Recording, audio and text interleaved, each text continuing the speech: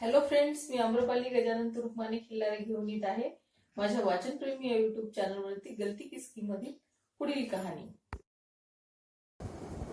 व्हिडिओला like, share आणि subscribe करायला विसरू नका.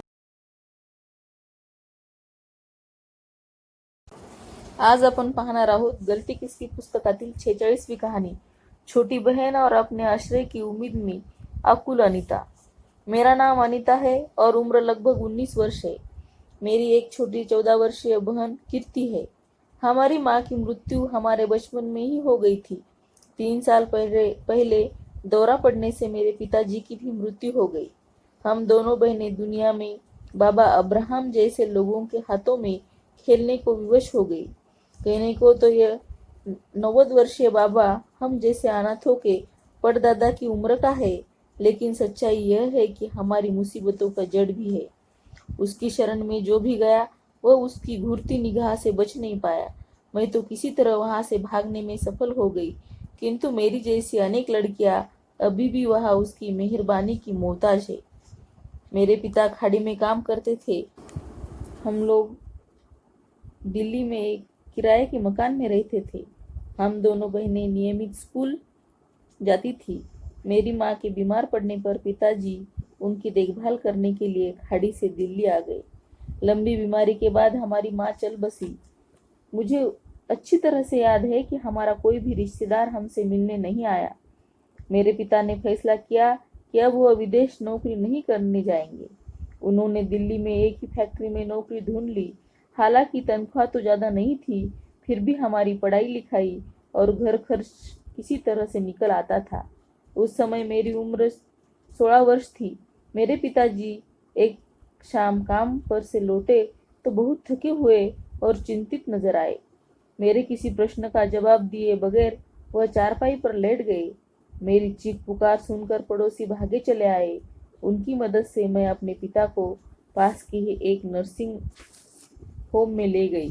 नर्सिंग होम वालों ने जटिल मामला बताते हुए इनका इलाज करने से इनकार कर दिया. हम उन्हें लेकर सरकारी अस्पताल पहुंचे. उन्हें वहां 3 दिनों तक सघन चिकित्सा कक्ष में रखा गया, किंतु उनकी सेहत नहीं सुधरी. इस बीच मुझे बताया गया कि उन्हें बचने के लिए कोई उम्मीद नहीं है. मेरे सारे सपने मेरे आंखों के सामने चकनाचूर हो गए. हमारे आसपास कोई नहीं था सिवाय उस फैक्ट्री के मालिक के जहां मेरे पिताजी काम करते थे. उन्होंने ही पिताजी के अंतिम संस्कार की व्यवस्था कराई. उनके घर में रहने का प्रस्ताव मिलने पर हम राजी हो गई, क्योंकि और कोई ठिकाना भी तो नहीं था. उन्होंने हमसे एक सादे कागज पर लिख लिया, हम दोनों बहनें अपनी मर्जी से उनके घर में रह रही है. हमारे ऊपर किसी किस्म का दबाव नहीं है. उन्होंने हमसे वादा किया कि हम लोग अपनी पढ़ाई जारी रख सकेंगे और उचित समय पर हमारी शादी भी करा दी जाएगी. बहरहाल ऐसा कुछ नहीं हुआ. वह मुझे लेकर महाराष्ट्र स्थित अपने आध्यात्मिक गुरु के पास ले गए. उन्होंने मुझसे कहा कि मैं गुरु से अपनी सांस्कृतिक रस्म रिवाज सीख लूं.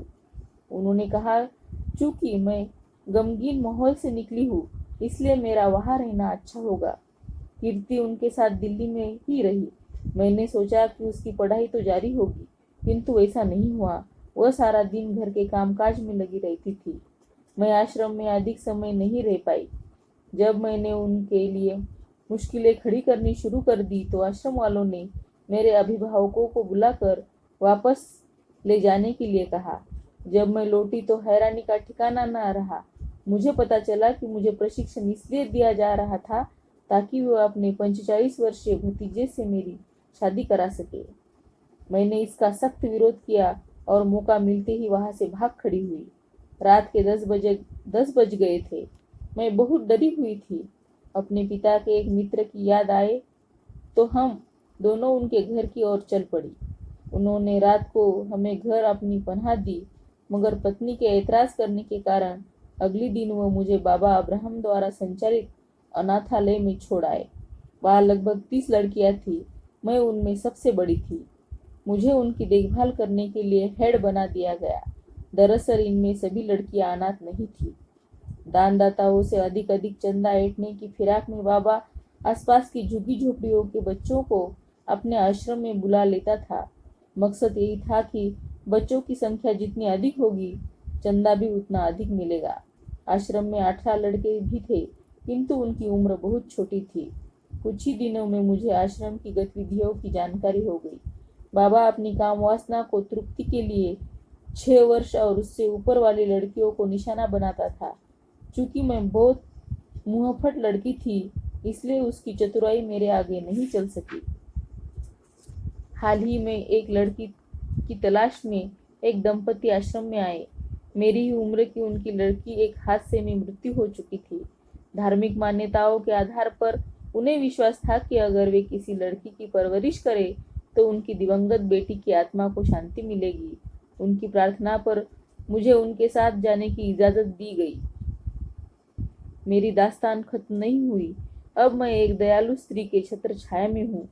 उससे मुझे न केवल अच्छी नौकरी का प्रस्ताव दिया है, बल्कि मेरे रहने की भी व्यवस्था की है। कीर्ति अभी भी किसी दूसरे परिवार के साथ रह रही है।